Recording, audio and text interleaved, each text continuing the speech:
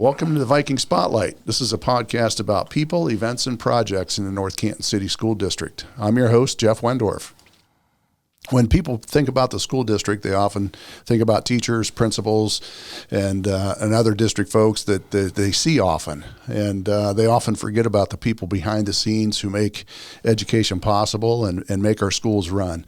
Often we think about secretaries and the like that actually do the work and make the schools run. But without safe, reliable bus service and mechanics, and without students to have safe and nutritious and reliable lunch service, but also without our maintenance workers and custodians, our buildings got to be maintained. They've got to be warm and clean and safe. And today we're talking with Pyle. Chaz is our director of maintenance, and we some of you may know him from the middle school days, but we welcome Chaz to our podcast today just to learn a little bit about maintenance and how things happen at North Canton City Schools. Welcome to the podcast. Oh, thank you. Thank you. Yeah, tell us a little bit about yourself and your time at North Canton and a little bit about you. I got hired into the district about 11 years ago in maintenance. I was in maintenance for 4 years, and then I went over to the middle school to be the head custodian over there, and I was there for 5 years. Yeah. And then I came back to maintenance. Yeah, good. Now you're in charge of all maintenance. You're the head last man guy. Standing. Everybody else either retired or moved on. And we had a perfect storm with maintenance guys.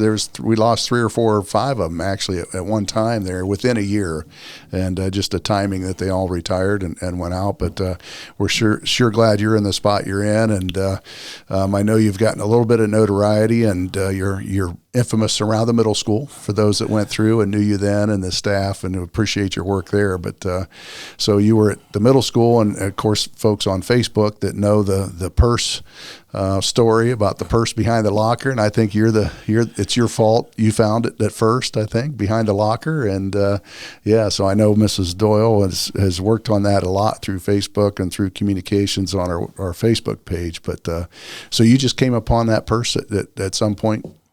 Yeah, that was towards the end of the school year. I think it was the second or last day of school, and a piece of trim actually fell off beside a locker and scared a few people when it smacked the ground and made a pretty loud noise. And then when I looked down, was getting ready to put the trim back up, I happened to see a bunch of dust on top of what looked like a pencil case at the time, but didn't realize it was a purse that had been there since the late 50s. So that's a pretty neat story, and the folks can find that on our Facebook page and check that out. That's a neat story, and appreciate you doing something with it and sharing it with others. It's been a fun thing. So share with us what a custodian does. I mean, I know this anything and everything, but just a day in the life of a custodian in one of our buildings. I'll start out first thing in the morning. You go around, you open up the building, turn all the lights on, listen for any abnormal noises that aren't supposed to be there, so you can start looking and see if something's motor squealing or belts. Something. The building it's got a noise of its own, so if you hear something that's out of place, it lets you know. After that, you go around and pick up trash, sweep the floors. I mean, just pick up anything. Go through the days of any items that would be going on during the day. If you have any kind of events or anything to set up for or set up, tear down. Yeah. Taking trash out, making sure all the boxes are taken out from the kitchen because those ladies are in there with you first thing in the morning, prepping all the food. Right. Yeah, 1,000 students coming through the building, in and out, and probably 150 staff or so. There's a little bit of paper, a little bit of trash in the rooms, and of course food service. Feeding that many kids in a day creates a lot of things. So moving that out, but there's also I assume you listen for those noises and the heat and cooling, and the first cold day it's cold, and you're adjusting the HVAC, making sure the boilers are running and the circulating pumps are going, and if you get snow, you're out on the tractor throwing salt and plowing sidewalks, and make sure you don't have any slip, trips, or falls outside. Yeah. So you mentioned boilers, and are boilers a thing that are going into our new buildings? Are they different HVAC systems? Tell us about the HVAC process. We have air handlers that are going in, and then you'll have booster units in the rooms that actually allow you to adjust zones. So we'll be able to keep everybody acclimated to what they're used to in their rooms. So we have some adjustability on it. Yeah. And with the new building automation stuff, we'll be able to see a lot more. We have the building automation in all of our buildings now. and the system that's going into the new buildings is state of the art. It's going to give us a lot more expandability for the future. Yeah, for whatever we neat decide stuff. we're going to do. Yeah, neat stuff. So there's a world of difference between an old boiler where you're pushing, and if you look in some of our old buildings, especially Greentown and maybe the Mary Evans building, you see a great big, about a 4x4 damper in the room that it has giant louvers on it. That's the only ventilation and only heat source and ventilation you have. Those are quite large as compared to the individual units in each room that you can see on the computer and know which one, how the damper's set, what the air temperature is, what the air volume is, and all that. It's pretty neat, and I've seen you do it right from your phone. Yep.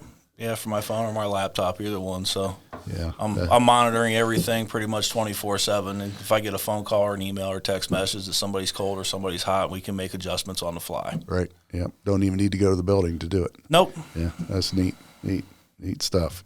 So the difference between maintenance costs, I assume, on a bit newer building and an older building, I would suppose would be quite different. Can you any insight on the possibility of difference of operating cost? Oh, definitely. I mean, if you saw the stages of the builds on these new buildings, you see how much insulation is going on to everything. They're spraying stuff into all the crevices and making sure that we have a good thick layer. These older buildings from the 50s, I mean, it's just brick on brick, and right. You've got air gaps, and if a window's not sealed up tightly and you can see through, you could end up with snow inside your room in a corner.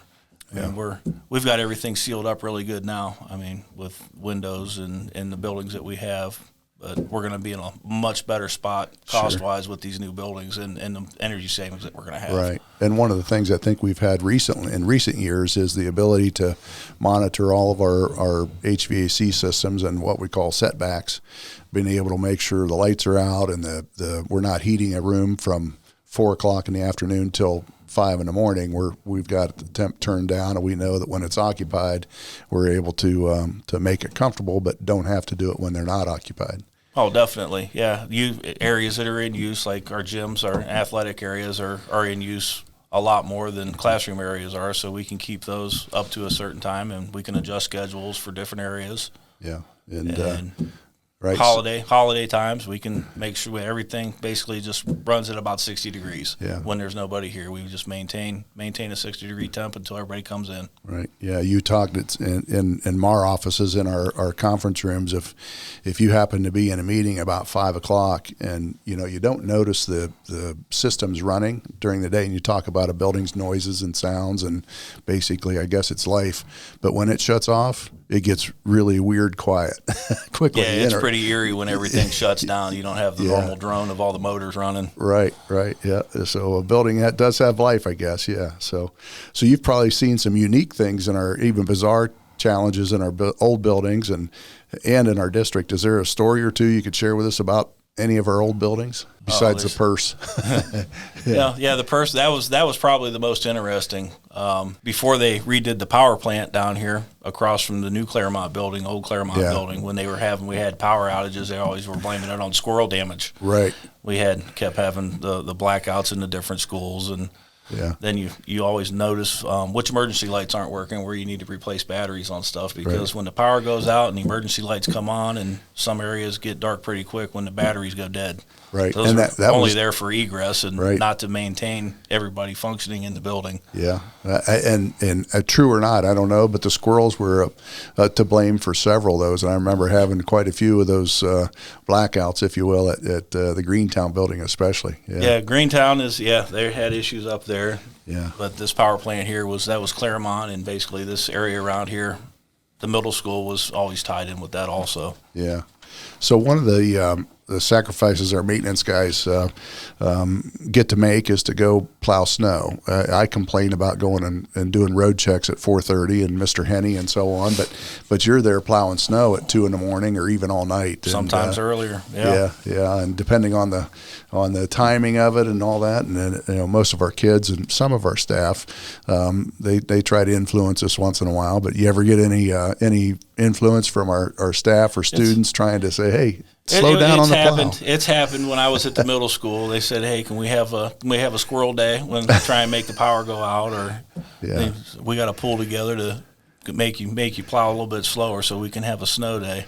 Yeah, and I've gotten a call from Mr. Henney to talk about. I think when you were at the middle school, actually, we had a leak or a panel go out, and you're a great asset, and thank goodness you were able to fix things early in the morning and got on it, and were able to fix things, and we were able to have school. So I know our kids weren't so thankful, but the administration and parents were. Yeah, that was an interesting one. That was one of those, comes back to the noises that you hear when you approach a building and when you're in the building, and hearing water spraying in a boiler room, it kind of gives itself away when you walk in onto that one. But when you walk in and open the door and there's 4 inches of water on the floor and there's water spraying off of a 6-inch main. That's not a normal thing. No, right? That's not a normal thing. It's not supposed to happen, No. Yeah. Kind of like your car. If you hear a strange noise, you better get it checked out. Yeah, if you start seeing smoke come out from underneath the hood, there's probably an issue. Right. Well, and I know you're in the, maintenance role now and not in the building all day, every day, but you're in most of our buildings all day, someday. But I got to tell you, your connection with the kids and the staff is notable, and they sure appreciated your work, and, you're part of the team, and, the way you handled yourself was really strong and really cool to watch the kids, and you interact with the kids. So middle school kids are unique in themselves, and yes, there's definitely a cultural change with the children at that age, is for sure. Yeah, there is. But thank you for your work there at the middle school. But as a maintenance employee, you're a do-all guy. You're a little bit of plumbing, a little bit of light electric, and some HVAC, and strengths in all those areas. Which one do you prefer to work in? Oh, I like doing all of it. I mean, I grew up with a construction background, pouring concrete, so all right. That was always a lot of fun. We had a good crew doing that, and the job is who's around you when you're doing the job too. Right.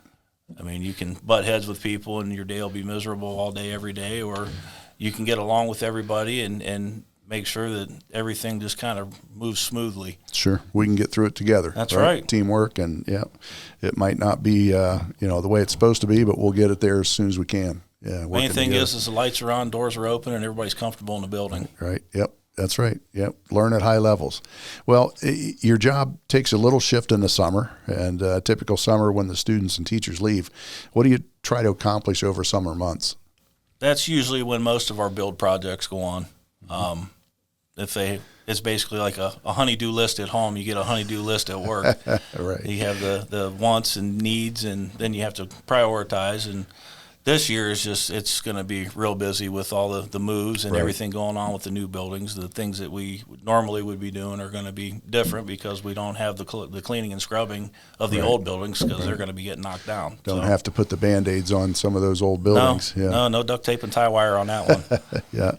Yeah, and that's a big part of it, is to what do we need to spend a lot of money on? What do we need to just fix? And it's a regular maintenance cycle, I'm sure, on lots of different systems. But one of the things that I think your team has done is convert us to LED lights in most places. Whenever we don't have too many incandescent or fluorescent lights anymore. Most of them are LED, and did that through some projects. But I think through your team, you've changed out quite a few of those as well. Yes, yeah, they don't put off the heat and give you a little better lighting. Definitely a cost saver on the electric meter. It's not trying to spin off the hinges outside when we turn the lights on. Right, yeah.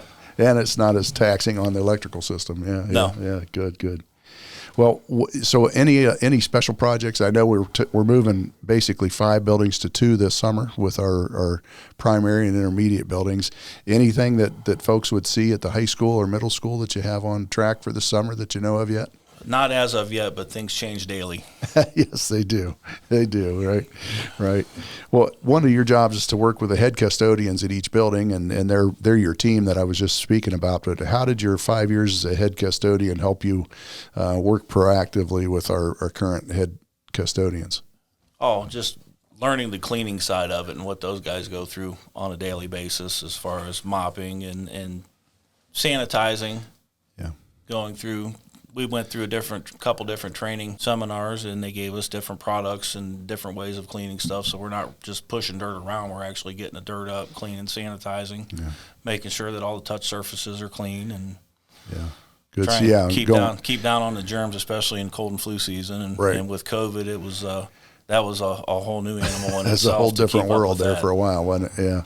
Yeah, between plexiglass and panels and cleaning systems and so on. And hand sanitizer shortages, glove shortages, mask shortages. Right, yeah. So you also help our custodians get their supplies and so on, not only fixing things, but you're kind of help them get what they need. So cool, good. Well, I guess talking to our listeners and our taxpayers, what would you want to say to our taxpayers about, I think you could see the age of our buildings that we're going to transition out of, but the age of our buildings and the condition, I think, is fantastic. We've got a great service that you provide. And what would you tell our taxpayers about the use of their money and what we do at North Canton and what your role is in that? I try to utilize as much as I can from building to building. I actually have a meeting with one of our vendors about moving 7, 8, 9-year-old units that we've installed on Claremont, since we're going to be knocking that building down, moving those units to some of the other buildings that we have that we're not going to be knocking down. Sure. A lot of this stuff is 10, 15 years past its actual service life, and we've kept it moving. Yeah.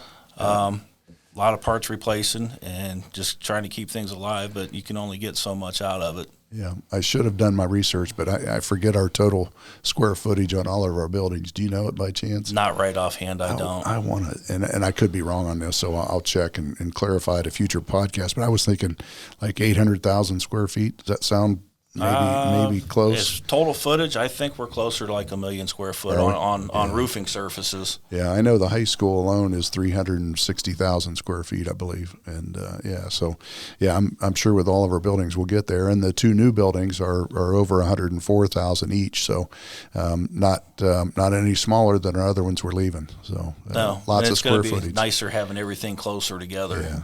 Yeah. As far as transportation and us jumping around plowing.